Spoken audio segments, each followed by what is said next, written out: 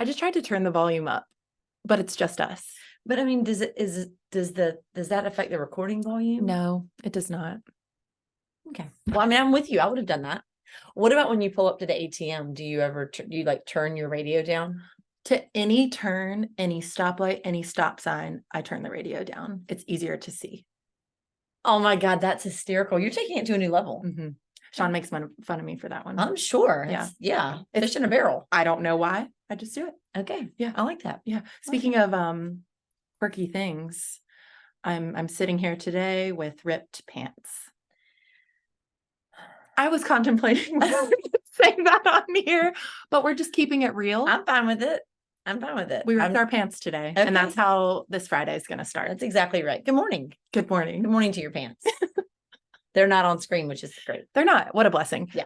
Yeah. Speaking of blessings. Yes. What a fun trip you just had. I know. And we're very happy to be here with you guys. I can't decide whether to look at Meg or to look at you guys. We can just switch. I know. Yes, I had a great trip. Okay. It was really, really fun. So to recap, I'm sure you guys watching might have seen our social media posts from this week, but Mary Cheatham had the privilege of going to Austin, Texas to hang out with someone named Gary Keller, which is very casual. He's the CEO of Keller Williams, which is what Mary Cheatham King Real Estate operates under. They're the umbrella of our company.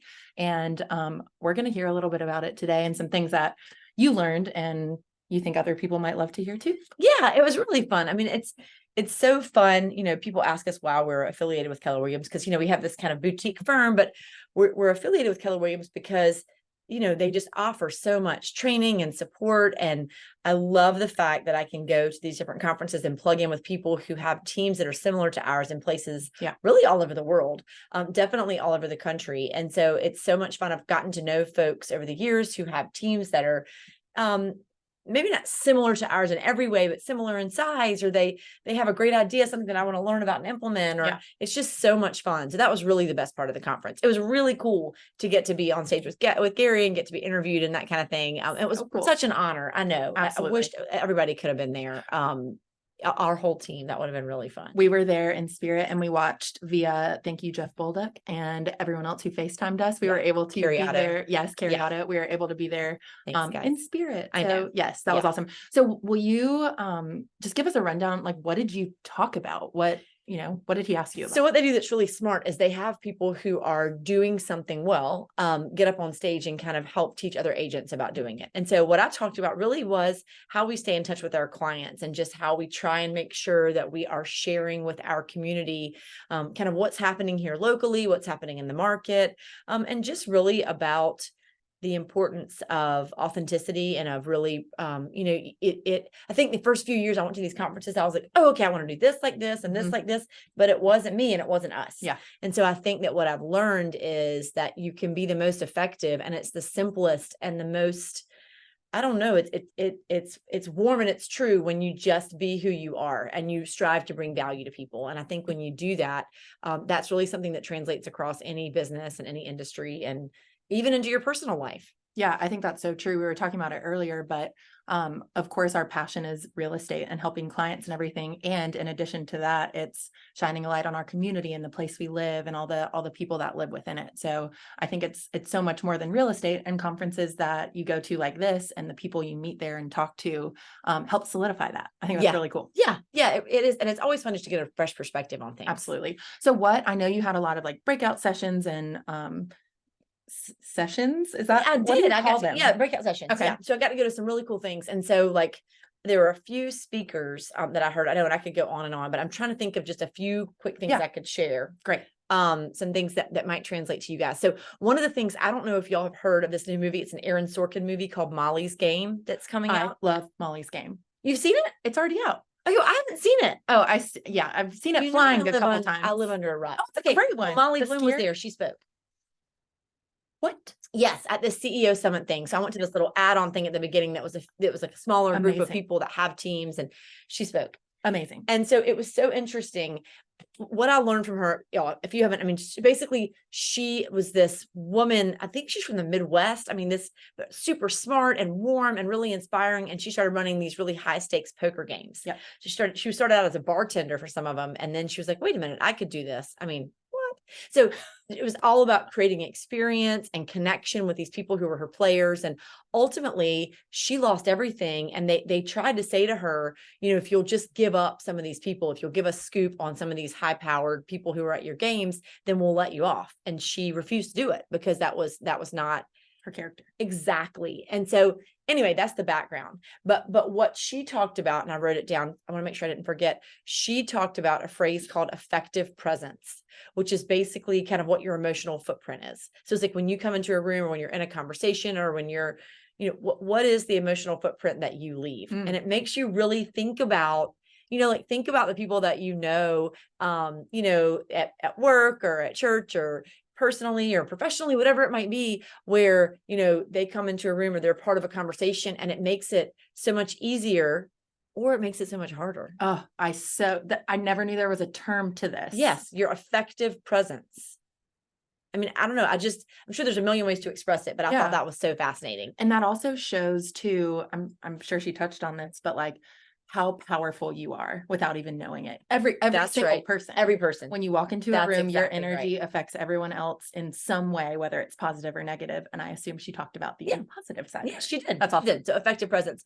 And so I am now going to watch Molly's Game. I love that. Oh, I've seen it multiple times. I'm not a movie girl. Great movie. Okay, well, there you go. I love that. Yes. I love that. Okay, and then the other speaker that I saw that I thought was really cool was Tim Grover. I'll be honest with you, he was actually not that great of a speaker. I know, Hot I take. hate to say that. I know. I mean, he had fabulous ideas. Some people are just really good at emoting Delivery. and speaking. Yeah. However, I did learn a lot from him. And so if y'all don't know who he is a trainer, an athletic trainer, and he actually trained Michael Jordan. He trained Kobe Bryant. Right. He's trained, and he's written a couple of books. He wrote Relentless and Winning. I have that one. Yeah, we read that. Yes. Yeah. Winning. It was intense. It's so intense, you guys. I mean, basically it's like, if you want to win, you have to forgo everything and just be obsessed. But here's the thing, which I feel like we're all searching for work-life balance, right? And so that part really didn't speak to me.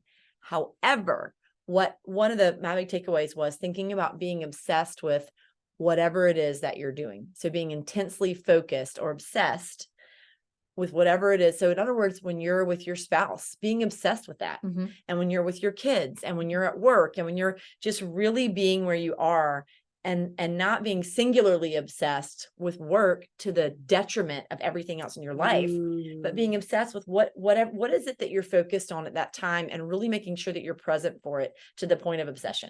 That's interesting because when I hear the word obsession, I think of like really big picture, like long term, but he's talking about obsession and like, you can do this in little moments, like be obsessed in the little moments and not, overarching. It's exactly right. Interesting. And to me, obsessed has a little bit of a negative connotation. Yeah. Does it to you? Yes. So like, agree. I don't know. Anyway, what some other phrases are that we can substitute obsession with, but just it kind of flipped it around for me a little bit to think about really being where we are and really being obsessed with maximizing that time, being aware of your effective presence, right? I feel like that those two things really dovetail, That's good. right? Of your effective presence in whatever situation that you're in. Because if you're at home and you're meanwhile obsessed with something that's happening at work, what is your effective presence? Yeah. It's not great. Yeah. So I love those. Yeah, I thought that was really good.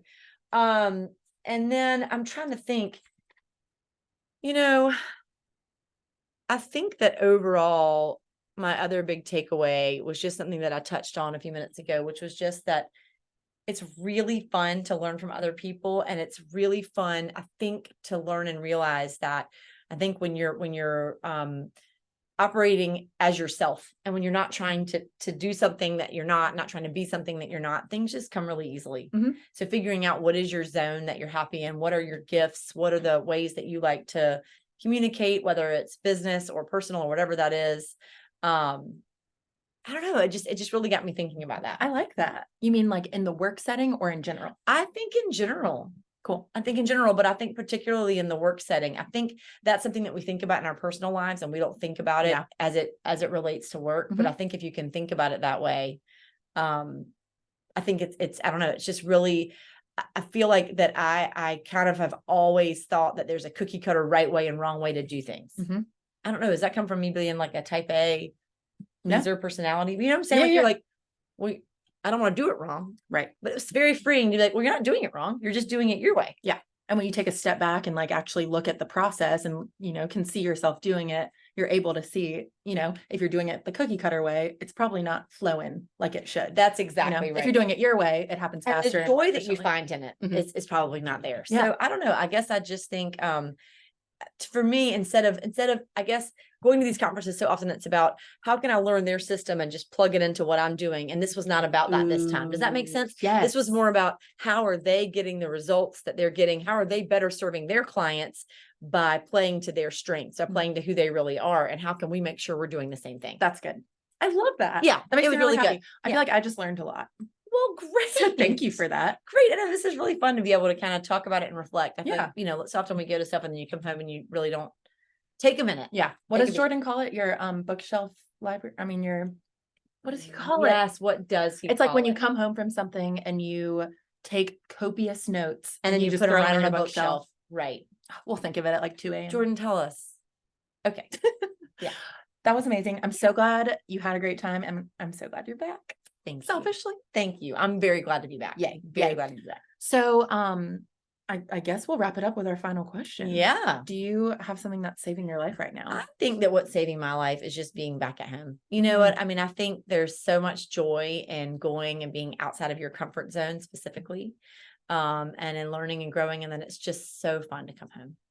Well, we're certainly glad you're home. Well, thank you. What's saving your life? I think I'm going to give more of a thank you for the what's saving my life, because it is saving my life. The support and the response we got from MCKRE Marketing and Design Co. has been incredible and really exciting. And I feel like in the first couple weeks of this that we've already created a lot of cool relationships and conversations that we've had with people that I've never met before that are right here in this community. That's really cool. Learning their stories and working alongside them to bring their vision to life. So it has been so much fun so far. Lots of fun work and very rewarding at the end of the day when, we're creating these new relationships with people that we didn't know before. So it's been really, really fun. I think that's really cool. Yeah. And we're so excited. Meg and I are going to be teaching a virtual class, all about our emails and email systems and how we communicate with our clients and our community, through a Keller Williams organization called MAPS. And so we're really excited about that. If y'all know any real estate agents who might want to join us and take the class, then just let us know and we'll send you the link. But we're excited. It's so fun. I think, there's nothing like teaching something to really bring you clarity on it. Right. Yes, so when we're having it. Yeah. So when we've had to go through and kind of set up, okay, well, what is it that we do and how do we do that? And we're going through, how would you teach somebody else to do it? It really brings so much clarity on what it is that you're doing. Absolutely. And 2 clarifying notes about that class. If you are interested in signing up and registering, we'll put the link in the comments. But also, this is not Keller Williams specific. It can be that's true. Anyone, any agent, any admin, any support staff, anyone who wants to learn more about the power of emails. And we've also gotten a couple questions from folks here in the community asking, business owners in the community asking if it would be beneficial for them. It is geared toward real estate specifically. However, we're hoping to do some more things like this in the future for local business owners that would apply across the board. But any real estate, not real estate agents, but like insurance folks, appraisers, lenders, they've all industry. Thank you. They've all taken our course before. So I think anyone, if it pertains to the real estate industry and you're interested in taking it, fabulous. Yeah. However, if say you own a gym or you own a hair salon or anything like that, we're hoping in the future to do something similar for other businesses, but this one's specifically real estate focused. I love that. Yeah, that's exactly right. A Q&A session. I know. FAQ is what I meant. Yes. Exciting times. Well, I hope you all have a great weekend. Happy Friday, y'all. I hope you get lots of rest. That's what I'm hoping for. Yay. All right. Bye. Bye.